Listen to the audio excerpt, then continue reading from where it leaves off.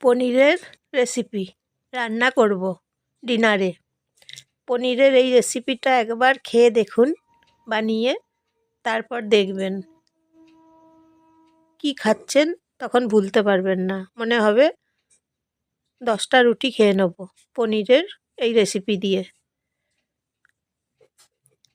মটরশুঁটি দিচ্ছি, মুগের ডাল দিচ্ছি, আদা কাঁচা লঙ্কা, আদা আর কাঁচা লঙ্কা বেটে নেব। আর এই পনিরের তরকারিটা যদি না খান তাহলে একদম মিস করবেন। বেটে নেব। তারপর কড়াই গরম করে নিচ্ছি, কালো জিরে ফোড়ন দিচ্ছি, ভালো করে 2 মিনিট গরম করে নিচ্ছি। তারপরে গরম হয়ে গেলে তেল দিচ্ছি, সর্ষের তেল। তেল ভালো করে গরম করে নেব।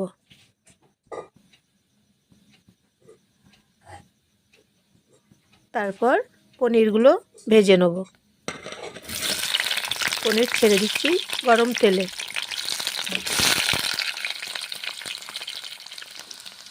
ডিনারে বানিয়ে নিচ্ছি, রুটি দিয়ে খেয়ে নেবেন পনিরের এই নিরামিষ অসাধারণ তরকারি। একটার জায়গায় আপনারা রুটি খাবেন, দেখবেন 10টা 12টা রুটি খেয়ে নেবেন। পনিরগুলো ভেজে নিচ্ছি। আমি জয়ার রান্নাঘর থেকে নমস্কার নেবেন। মশলা দিচ্ছি, নমস্কার নেবেন, ভালোবাসা নেবেন।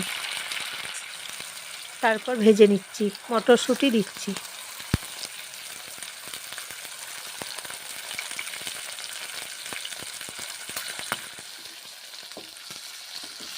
ভেজে নিচ্ছি।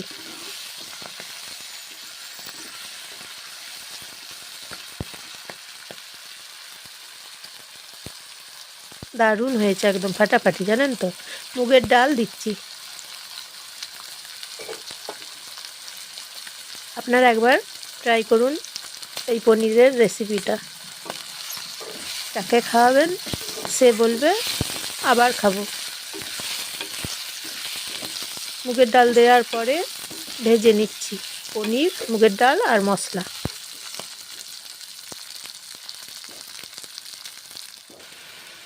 তারপর জল দিচ্ছি।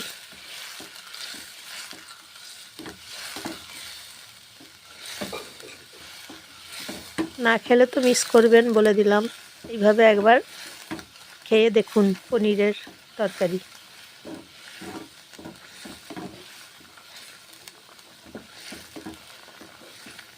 লাইক করবেন আর শেয়ার করবেন।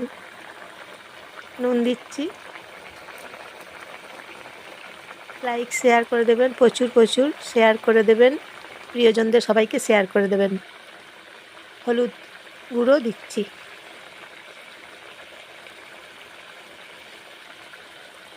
আর সাবস্ক্রাইব করবেন, লাইক শেয়ার কমেন্ট করবেন। পনিরের তরকারি কেমন হয়েছে বলবেন। এইভাবে রান্না করছি পনিরের তরকারি, খেতে অসাধারণ, জানেন তো।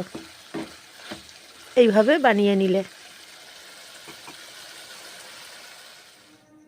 জল দিলাম, প্রেসার কুকারে চাপিয়ে নিলাম।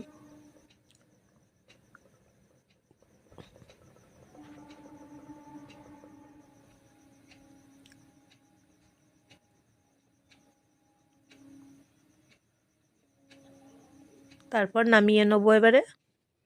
এই যে দেখুন হয়ে গেছে, কি দারুণ হয়েছে দেখুন একবার।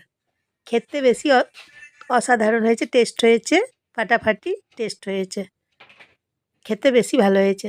আপনারা এইভাবে একবার বানিয়ে খেয়ে ফেলুন, দেখুন দারুণ লাগছে। রুটির সঙ্গে খেয়ে ফেলুন। তাহলে সুস্থ থাকুন সবাই, ভালো থাকুন। আবার নতুন রেসিপি নিয়ে আসবো।